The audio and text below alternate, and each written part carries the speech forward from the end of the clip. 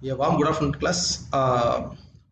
In a previous video, we have seen a small glimpse about annealing. So now we'll see the types and what are the steps the annealing has taken place, or we are going. Then we are going to see the next heat treatment process. Okay. The first one, as already discussed in the previous class, it's a full annealing process where the annealed part, that means the heated and soaked part, is cooled inside the furnace itself. Means it is the cooling is happening inside the furnace itself, so there will be a slow cooling rate, and the slow cooling will happens for this heat treatment. So once this slow cooling happens, you can see okay, you can see you can see the refining of structure. Means that you can see a coarse grained structure is sorry, if you can see a fine grained structure, this fine grained structure material can be, see, this fine grain structure material is now converted into coarse grain structure because of this annealing process, where this fine grain structure, you can see there are we can say there are 10 or 20 grains inside. This is the grain, okay, this is the grain boundary, this is the grain, this is the grain boundary. So why I say it is it's have high strength means you can see we have if there are 10 students in a row, if we push a last student, we cannot make all 10 students to move out of the row. Okay, it's quite impossible. So if we have only 2 or 3 students in a row, we can easily push them out of the row. So as like that, see, in this fine grain structure, the crack movement or the strength of a particular material is increased due to the more number of grains in a particular domain. But in a coarse grain structure, you can see there are only very minimum grains that is seen in a particular domain, so that the strength of the material is or we can soften the material in order to do the machining process for a particular material, right? So here you can see then release the internal stresses and soften the material. So this refining structure and soften the materials is can be explained to this. But in the relieving stresses, you can as I already discussed, this annealing process, due to the slow heating and slow cooling, you can see the stress inside the particular material is getting relieved, so that due to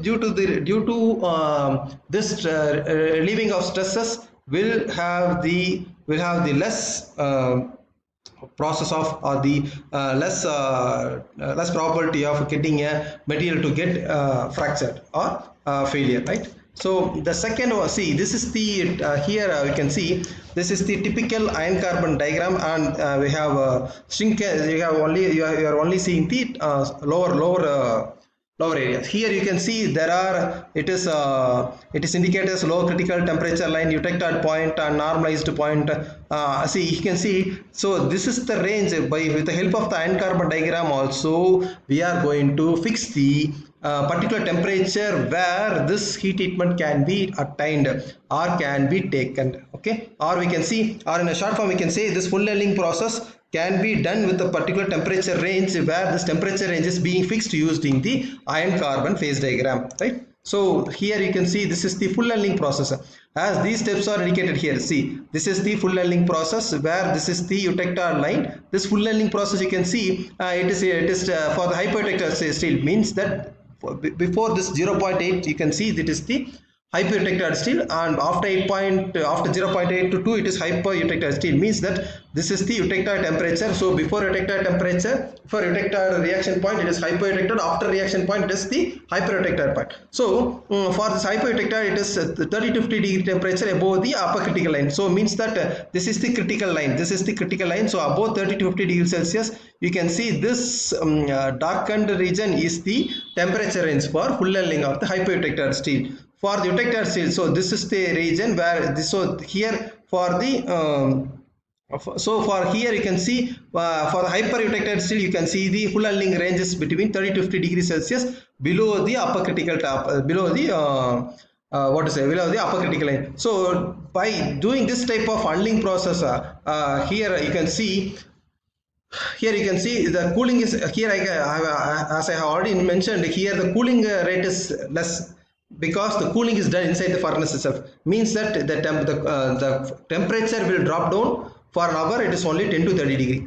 Okay, but okay, this from for 10 to 30 degrees, the cooling rate is 10 to 30 degrees Celsius per hour, which because we are cooling inside the furnace itself. So we can see here, so for this as I mentioned here, you can see there is a coarse grain structure, right? This is the coarse grain structure. As the byproduct of this annealing process, you can see a coarse grain structure of perlite and cementite. So this perlite and cementite is a combined thing where we get the combined property of high ductility and toughness.